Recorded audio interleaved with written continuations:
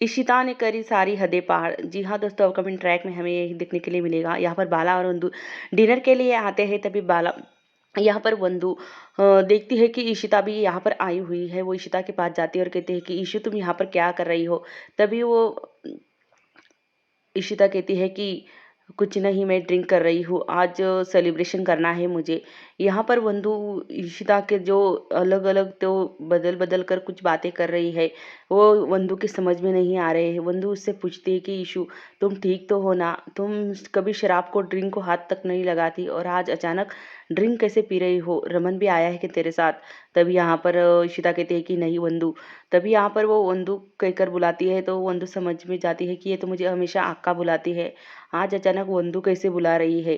तभी यहाँ पर वंदु बाला के पास आती है और कहती है कि बाला तुम्हें कुछ दिखाना है, देखो ना इशिता वहाँ पर ड्रिंक कर रही है और मुझे कुछ समझ में नहीं आ रहा है कि वो ऐसा क्यों कर रही है। तभी बाला कहता है कि तुम्हारी कोई गलतफहमी होगी, कोई और होगी। तभी वंदु कहती है कि तुम चलकर खुद ही देख लो।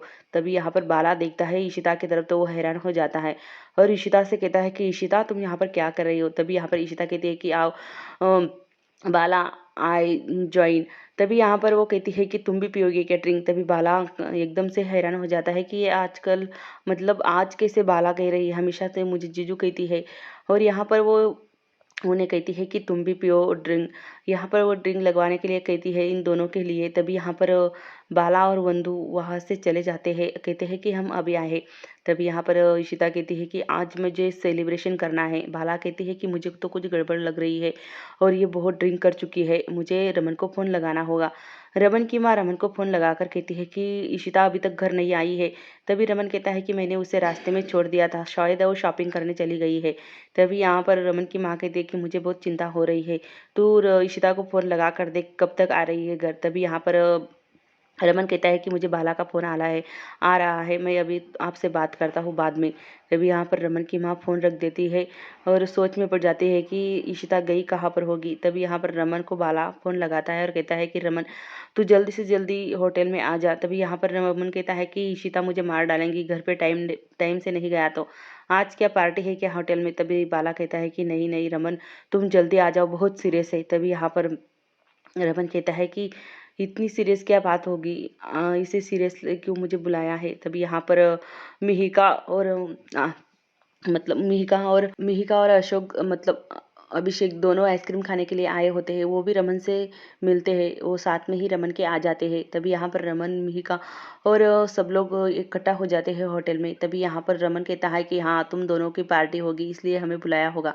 तभी बाला और वंदु कहते हैं कि नहीं नहीं रमन, तुम्हें कुछ दिखाना है। तभी यहाँ पर सबके सब आ जाते हैं और यहाँ पर किसी आदमी के साथ यहाँ पर बैठकर इशिता शराब पी रही होती है। रमन ये देखकर काफ़ी चौंक जाता है कि इशिता को ये क्या हो गया है, यहाँ पर इतनी ड्रिंक तो कभी करती नहीं, ड्रिंक के नाम पे तो वो भागती है और हमेशा ही ड्रिंक से नफरत करती है, पर आज ही इसने ऐसी हालत क्यों बना ली है।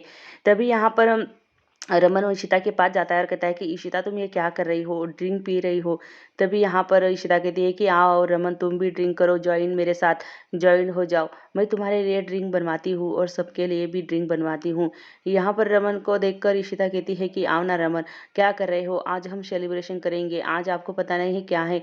तभी रमन कहता है कि क्या है आज, आज तो कुछ भी नहीं है। तभी इशिता कहती है कि हाँ रमन तुम्हें याद नहीं है, और तुम्हें कुछ याद क्यों होगा, तुम तो वो मद्रासन के पीछे पड़े रहते हो हरदम, मेरी तो तुम्हें याद भी नहीं आती। तभी रमन उसे कहता है कि स्टॉप इट, ये क्या कह रही हो तुम होश में तो हो। तभी यहाँ पर इशिता कहती है कि देखो मैंने केक भी मंगवाया है सेलिब्रेशन के लिए और आज सेलिब्रेशन होगा, आज बर्थडे है।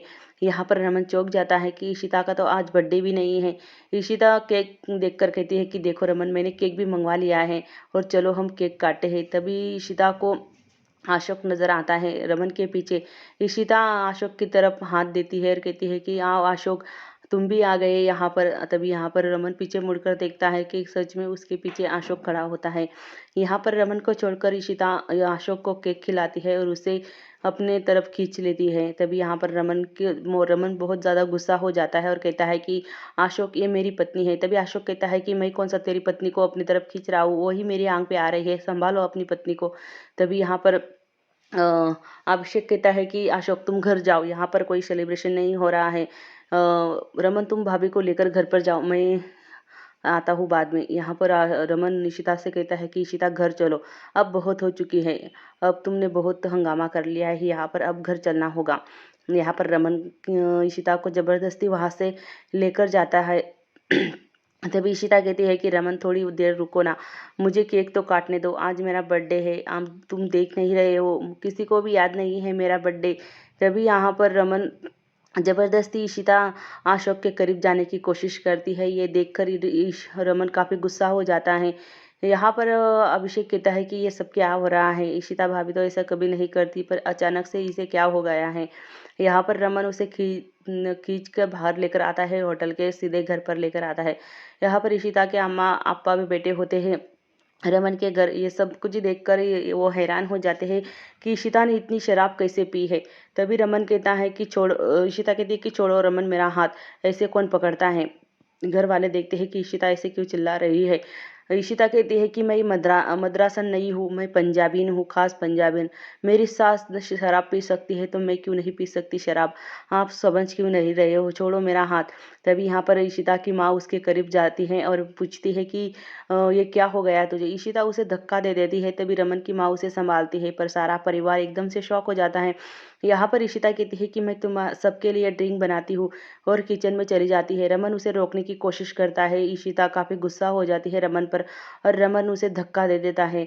जैसे ही रमन उसे धक्का दे देता है, कहता है कि तुम बकवास बंद करना, पहले बंद करो।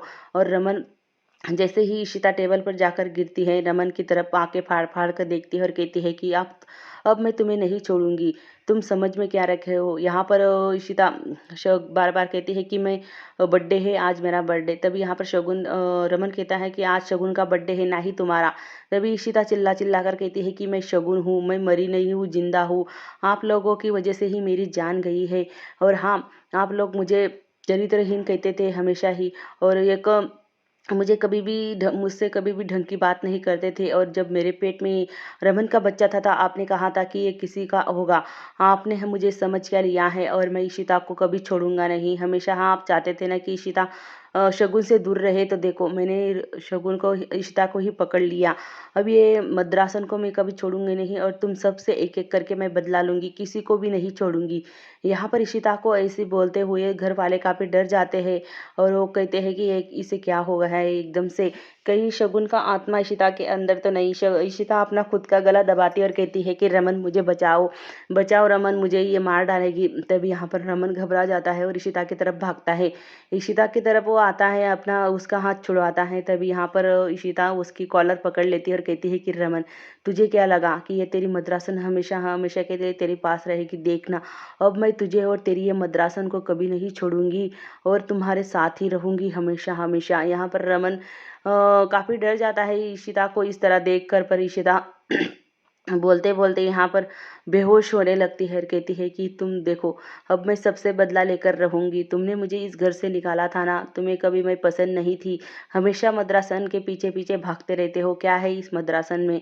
देखो अब यहाँ पर इशिता बेहोश हो जाती है, और ये रमन उसे अपने रूम में लेकर जाता है, पर पूरा परिवार एकदम से सन हो जाता है कि क्या होगा।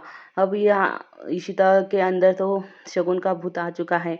यहाँ पर रमन की जान को भी खतरा है, इशिता को पता है, पर इशिता भी क्या कर सकती है, किसी को बता नहीं सकती है, वो अपने आप को ही घुटन में डाल रही है।